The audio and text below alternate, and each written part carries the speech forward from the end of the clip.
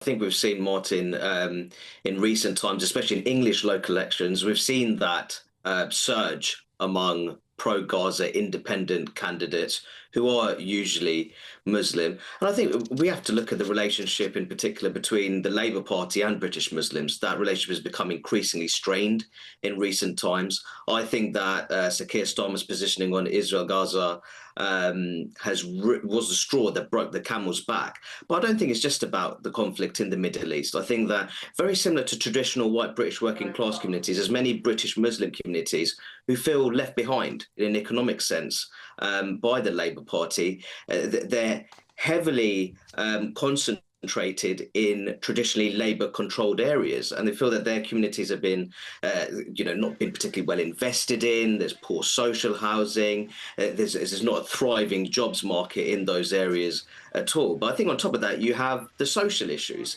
There's a real tension between the radical cultural liberalism, which defines much of the Labour Party, and the traditional Islamic social conservatism, which runs deep in many British Muslim communities, especially on issues such as abortion, assisted dying, gender self-identification. So I think that there's many British Muslims, they don't feel very well represented by mainstream British politics. And I think that's why you're seeing the emergence of a kind of a movement that blends left-wing economics with social conservatism, which could be very popular in many British Muslim communities.